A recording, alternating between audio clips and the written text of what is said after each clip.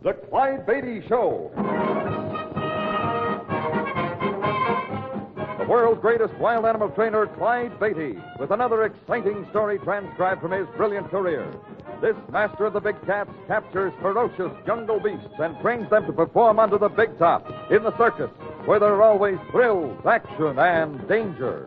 Hundreds of dramatic behind-the-scenes adventures are all part of the Clyde Beatty story. Here is the story of Wombo's Strange Pet.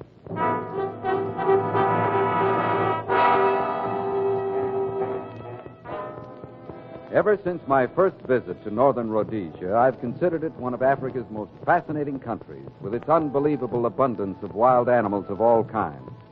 However, it was on my second visit just a few years ago that Harriet and I ran into a very strange situation. Our safari had been outfitted in Lusaka, the capital of northern Rhodesia. Then, with our guide Stewart and a native gun bearer, we headed west by truck across the rolling, grassy belt. We should arrive at the village of Mulobisi in an hour or so. That's where we'll make our headquarters. That's good, Stewart. We can't arrive too soon to suit me. This truck isn't exactly a limousine. How you doing, Harriet? Oh, I'm all right, Clyde. But I won't argue about the merits of this truck. Why, we've got it soft up here on this seat. Think of poor Boku back there on the supplies. Oh, I've been thinking of him, Mr. Stewart. If this doesn't cause him to give up being a gun bearer, I don't know what will. Well, maybe someday they'll build some roads through this part of the country. This trail we're on certainly can't be called a road anyway. You're right. But I hope they never build any highways in this part of Rhodesia. Why do you say that, Mr. Stewart? Just being selfish. The moment they build roads through here, the animals will move further away. And since hunting and capturing wild animals is my business, I don't fancy having to go any further for them. I don't blame you. But I've noticed a lot of the big game doesn't seem the least bit afraid of the truck. The larger animals are usually more curious than afraid. I've even seen times when... Hello. What's this? Uh-oh, steam. The radiator must be out of water. That's it, all right. Have to stop and fill it. Oh, we've got plenty of water in the back, haven't we? Yes, but no use wasting good drinking water. There's a water hole just over there. We'll get some of that. Boku! Fetch bucket! Saravo! Yes, Warner. Boku, yes. Just let me get my rifle from behind the seat here. All right. Come along. Come on. This grass is almost waist high. Can you make it all right, honey? Oh, yes. And I'm glad of the chance to stretch my legs a bit. Me too. I wish we had time to take a quick swim in the water hole. If it's as muddy as most, I think you'll change your mind about that, Beatty. Warner, look, see. That water hole. What? Yes, I see. What is it? A rhino. Stand perfectly still. He hasn't seen us yet. Oh, what an ugly, ferocious-looking brute. Yeah, I hope he doesn't want to play games. He's turning. He's caught our scent. Will he charge? The odds are 10 to 1 he will if he sees us. And if he does, just keep your fingers crossed.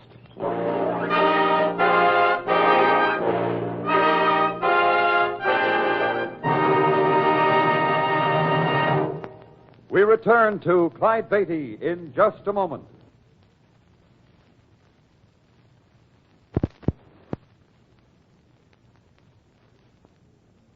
And now, back to Clyde Beatty's adventure, Wombo's Strange Pet. The four of us stood like statues as the big rhino at the edge of the water hole turned in our direction. With a snort of rage, he lowered his ugly head and charged. Clyde, why doesn't he shoot? Steady, honey. He's got to make sure the first shot counts. Good shooting, Stewart. Oh, that did it. Oh, thank heaven. Oh. Well, he won't bother us now. But we mustn't waste any time. There may be more around here. That's right. Let's get that water and be on our way. Boku, go fill bucket. We watch for animals. Yes, Warner, Stewart. Now, let's see. It's just after 3 now. If we hurry, we'll still get to Mulobisi well before dark.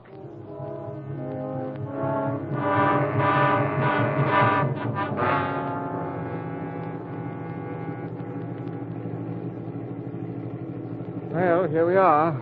Just ahead there. Why, it looks like any other native kraal.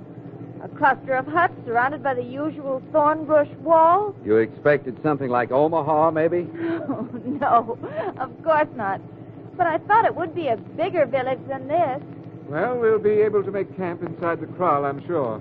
And we'll be able to hire all the native help we'll need. Sure, with all the supplies and trinkets we brought along to barter with, they'll be fighting for the privilege. Clyde, look. At the edge of the kraal there. Well, I'll be a full-grown giraffe. And a native boy standing beside it. It's tame. That is an unusual sight. Clyde, you've always said you wanted a giraffe for our winter quarters zoo in Fort Lauderdale. Maybe this is your chance. Of course. And believe me, it's a beastly job trying to run one down and capture it alive. Let's stop and have a good look before we go on in, huh?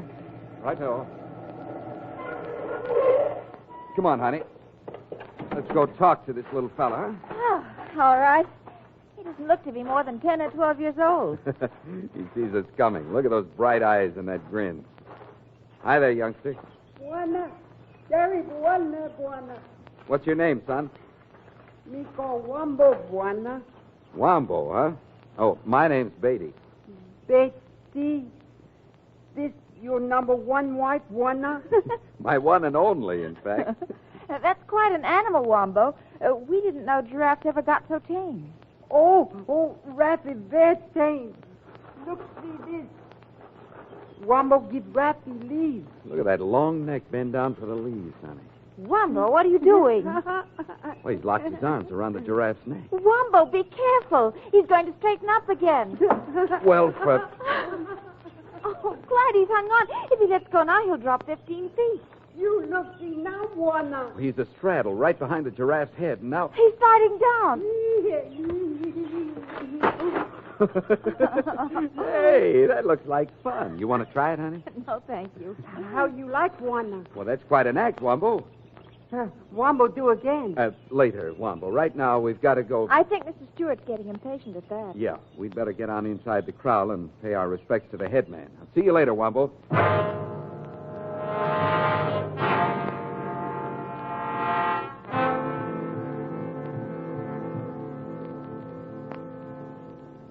Here, we bring you gift, headman. The finest hunting knife in all Africa. That very good knife.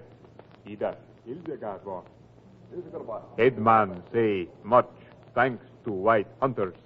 My village, yours. Thank you, headman. We have many things to give you, headman, in exchange for your help. It is agreed? We help you. You come for hunt lions? Yes, lions and other animals, too. Good. We kill much lions. No kill lions, headman. Take lions alive. Take alive. Why no kill lions? Need lions for circus. Take back to America for circus. Perform in big cage. Circus. Big cage. Not know about. We'll explain later, headman. Right now, we'd like to get our tent set up and make camp. I send women put up tent. No, thanks, but we can do it all right. And, Stuart, remember... Oh, yes, the giraffe. I almost forgot. Headman, outside kraal, we see giraffe. Raffy. Who belong to?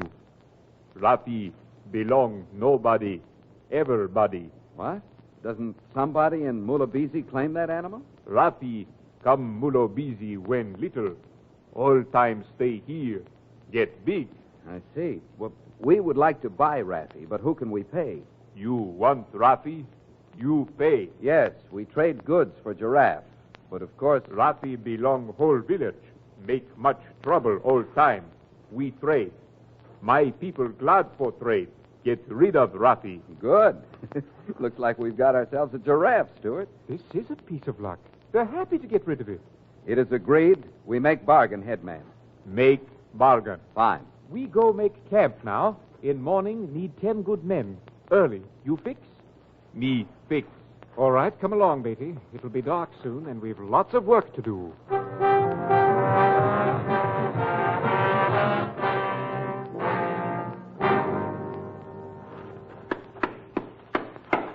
There. That's the last steak, honey. You got the cot set up? They're all set. And they look mighty inviting, too. I bet they do. I'm a bit on the tired side myself. What's for supper? Oh, I haven't given it a thought, but... Buana, baby. Huh? Oh, it's Wombo. Hi there. Buana, I have just heard bad things. I come, you tell it not so. Wait a minute. Now, what are you trying to say? Man of village, They say you trade things for Raffy. That not true, is it, Juana? Oh, he's talking about the deal you made for the giraffe, Clyde. Oh, well... They say you take Raffy far away. Well, yes, but we'll take good care of him, Wombo. You not take Raffy away. Wombo not let you. Oh, but Wombo, the men said he was a pest. They want to trade him for things your people need. Raffy no belong them. They have no right. We understood he sort of belonged to the whole village, Wombo. We didn't know you'd be upset this way. But we've made a bargain with the headman. Maybe you'd better go talk to him. Yes, Wombo go talk with headman. Poor boy. Yes, I never expected to see such devotion. I'll tell the headman to forget the whole thing in the morning. Oh, good.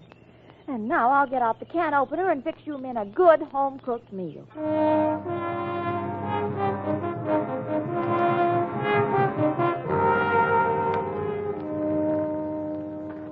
Here you are. There should be plenty of cartridges to last a while, Beatty. Thanks. My rifle's all checked and ready in case I need it. What time are we starting in the morning? Oh, somewhere around 5:30, I should imagine. In that case, we should turn in. It's almost midnight. Anything else we need to do first? No, I think we're in pretty good shape now. Here, better take one of the lanterns with you. Oh, all right. Oh, you ready, Harriet? Oh, yes. I can hardly hold my eyes open. Listen. Sounds like we're about to have visitors. That's funny. It's not like the natives to pay a social call at this hour. Well, let's have a look here. Well, it's the headman. Come in. Tell you, bargain on Rafi, no can make now. Oh, is that all? It's okay, headman. Wombo talked to us, too, and he can keep the giraffe. We'll get another one. Wombo bad small boy. He steal Rafi. Better he no come back, Mulobisi. My people hungry. Wombo stole the giraffe? Wombo take Rafi. Leave Kral. He gone.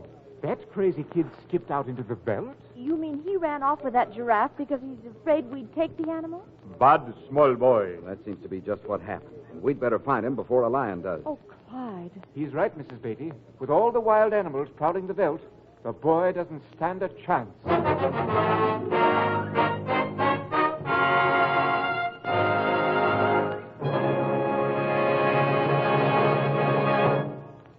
Clyde Beatty will return in just a moment.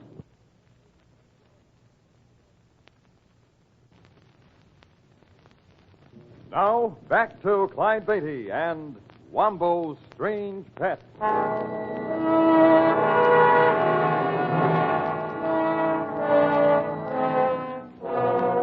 When we first talked of buying Raffy the giraffe, we had no idea we'd cause a small boy to run off to almost certain death. News of Wombo's disappearance horrified us, but we were helpless to do anything until daylight. So Harriet, Stewart, and I waited impatiently in our tent for the first gray streaks of dawn to appear. We can leave in a few minutes, Beatty. Oh, good. Clyde, please, won't you let me go, too? No, honey, I think it's best if you stay here. Try and get some rest. But why? Why can't I go? Honey, if we're lucky, we'll find Wombo. If not, I don't want you to see what a wild animal might have done to him. Oh, Clyde, don't even think that. If I'd only had sense enough to realize Wombo'd considered the giraffe his own personal property. You couldn't be expected to know that, Clyde. Of course not. And if we do find the boy safe, I'm afraid he doesn't have much future around Mulobisi. What do you mean, Mr. Stewart? The men of the village are pretty steamed up about his running off with that animal. They figure he's stolen something that belonged to everybody, and something they could exchange for a lot of valuable goods. Well, after all, he's just a boy. They can't really do anything drastic to him. Oh, can't they now? I've seen boys thrown out of villages for less, cast out into jungles and told never to return. Oh, how awful. I know it's cruel, but the ways of Africa are often harsh and difficult for us to understand. Well, they surely aren't going to do anything like that to Wombo. I won't let them. Let's cross that bridge when we get to it, shall we, honey? Right. I think we'd best be going now. Boku! Boku! Are you ready to leave? Ready, Buana. We go now? Yes. Let's get to the truck. Okay. Bye, honey. Goodbye, Clyde, and good luck. We may need it. By Jove, after 15 years in this business, I wind up hunting a small boy and a tame giraffe.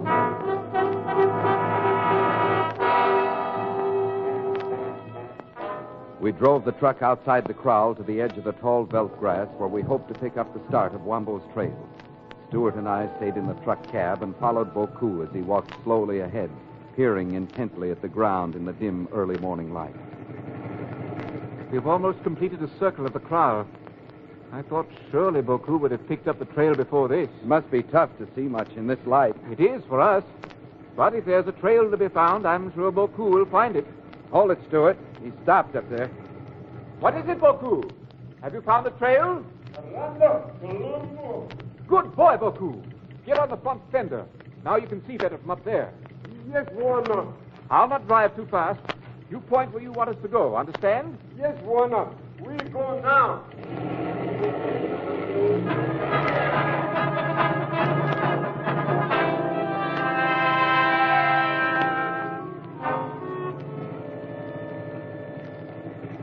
Boku must have a pair of eyes like an eagle, Stuart. I can't see any indication that this grass has been bent over. Neither can I.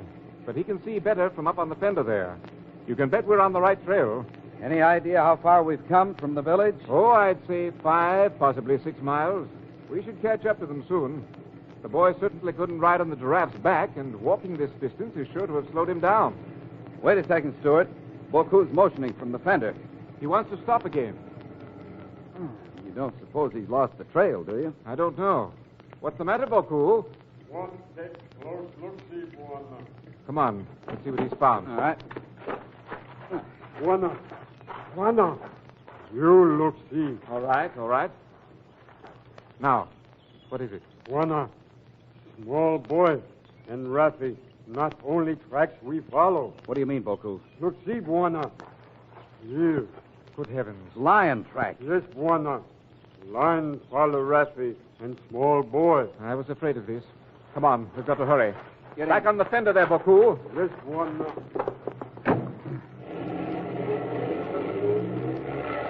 I wonder how long that cat's been stalking them. Hard to tell, but I hope not for long. Let me get my rifle from behind the seat here. Keep it ready, Beatty. You may need it shortly.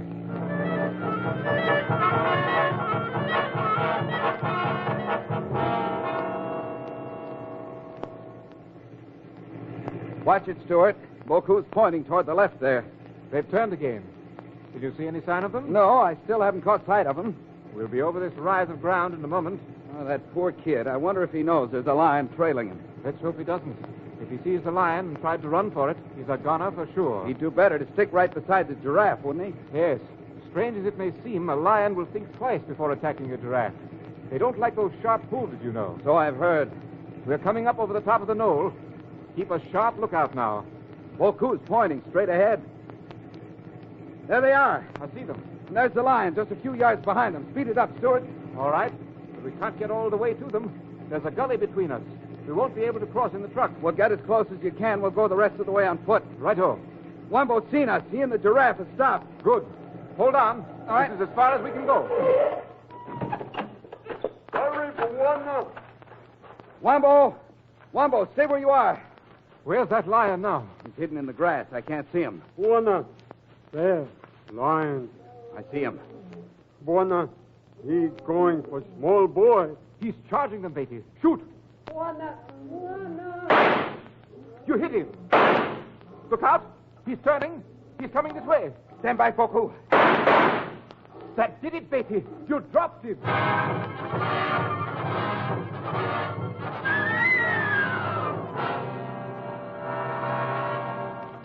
Wombo. You all right, fella? Wombo, all right, Warner. Oh, you had us plenty worried. You don't know how close you came to being killed, boy. Wombo, no. Wombo, thank Warner for shoot line. Well, no use standing around here, I guess. Let's get back to Mulobisi. Yeah, come on, Wombo. No, Wombo, no, go back. Now, wait a minute. We've just chased you all over the belt. Let's don't overdo this. You're coming back with us, Wombo. No, Wombo, not let you take Rappy away. He still thinks we want that giraffe. Don't worry. We're not going to take your pet, Wombo. I give you my word, you can keep Raffy. You not take? Wombo keep Rappy? That's right. If I'd known how you felt about him, I wouldn't have thought of taking him away in the first place. Wombo feel much good now. Oh, but Wombo not can go back to Mulabisi. Headman not... Now, don't worry about him. We'll fix everything with a headman. Shall we go? Yes, but, What's the matter, Beatty? You act as if you'd never seen this giraffe before. Why are you Wombo? Yes, Warner. Wombo, can you make him bend his head down here? Oh, yes, Juana. Rafi, Culibanganzo. Beatty, what on earth are you going to do? Don't you tell Harriet. But just once, I want to try sliding down his neck. Oh.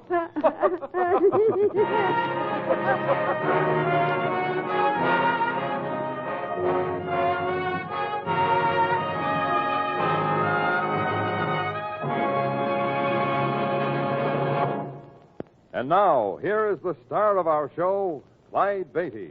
Well, it was nice to see Wombo happy again when he knew he could keep his strange pet. And there'll be quite an adventure in store for you the next time we meet.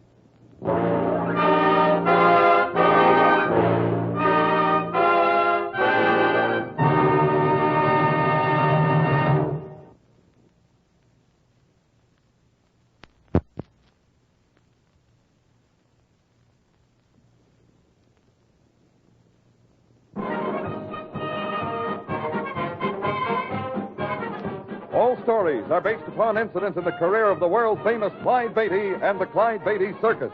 The Clyde Beatty Show is produced and transcribed by Shirley Thomas. Written by Robert T. Smith and Frank Hartlausig. Music composed and conducted by Albert Glasser. All names used were fictional, and any resemblance to persons living or dead is purely coincidental. This is a Commodore production.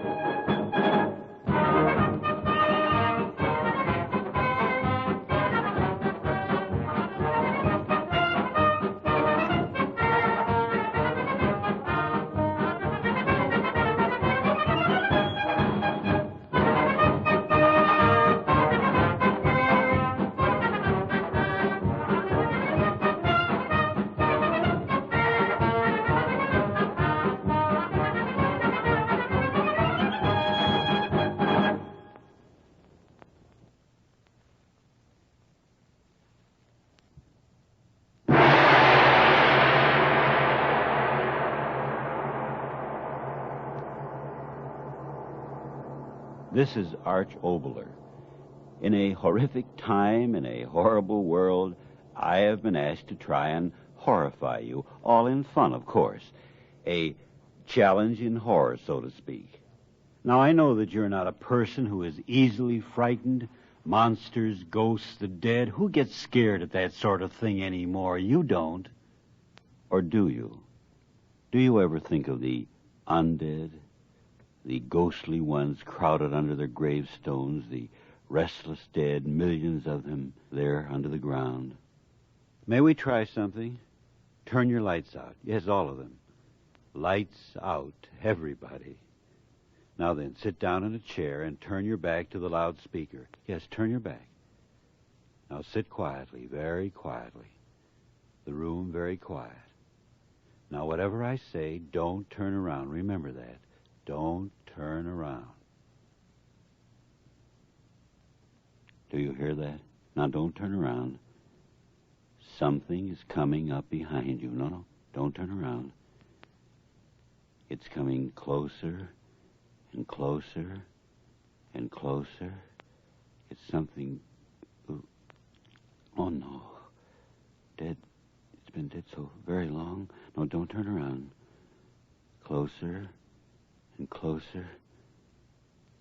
Decay, the odor of decay. You can almost smell it, can't you now? Don't turn. It's putting out its hand toward your neck. Skeleton hands reaching for your neck, touching your neck.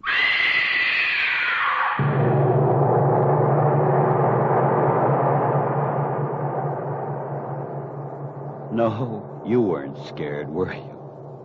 All right, to continue on our challenge in horror, let me try you with the psychotype.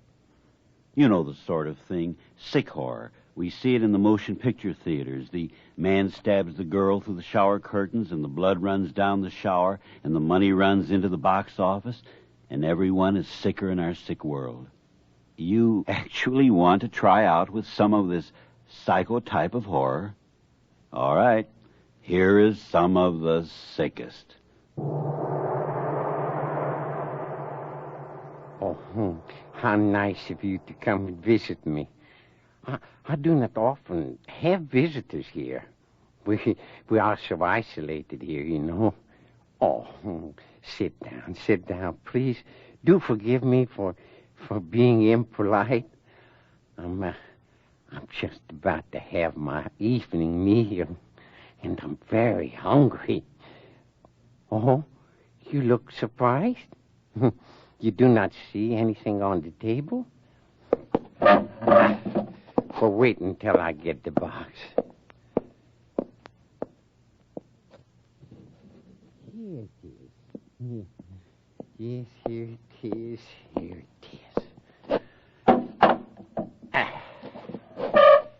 it is. It is in this box that my meal is waiting. It is how do you Americans say it? A package dinner? Now, if you will forgive me, I will begin. There we are. Oh, but why do you gasp? It's just the head of a young girl. A pretty young girl. And this all? Again you are surprised. But it is my very special saw. I have to work for my meals. Cutting through the bone is not easy. Forgive me. I must begin.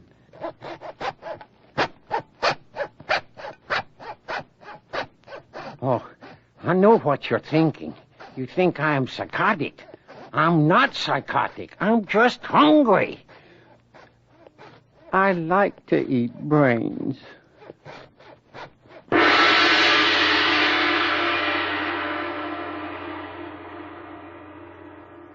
Permit me now to try you out with one of my own favorite type of horrors.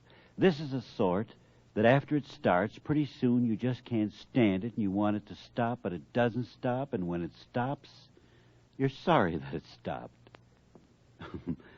Listen to A Day at the Dentist.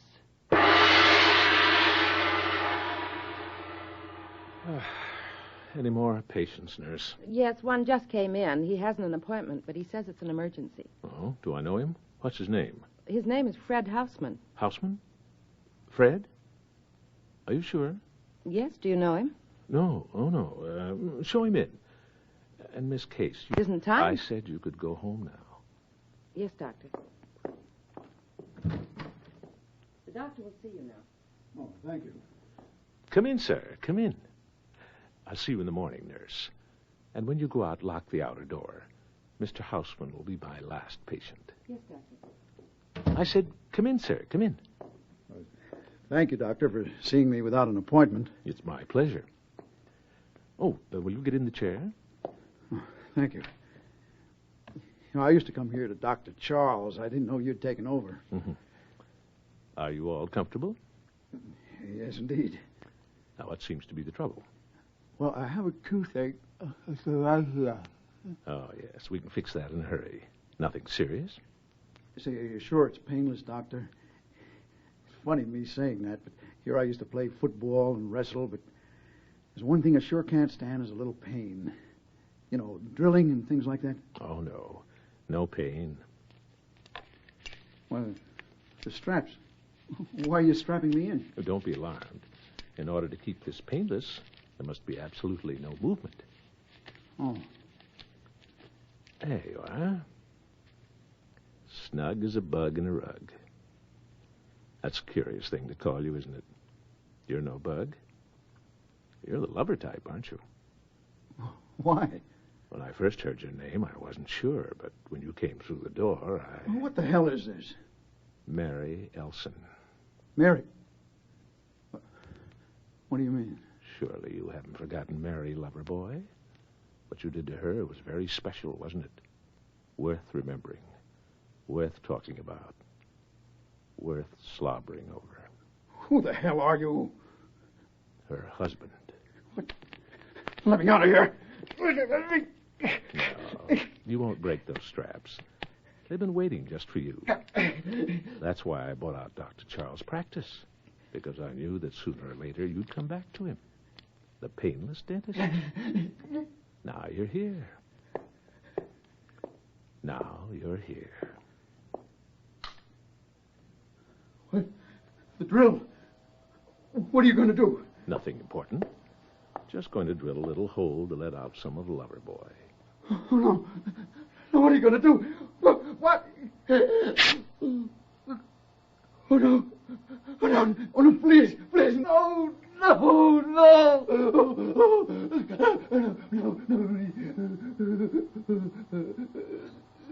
Yes, Loverboy.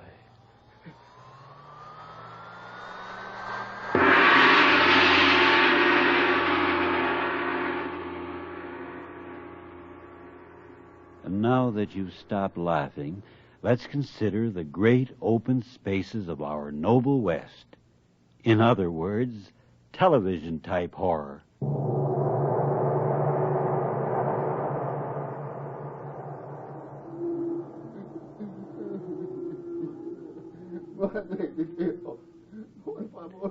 Say, give me a chaw, will you?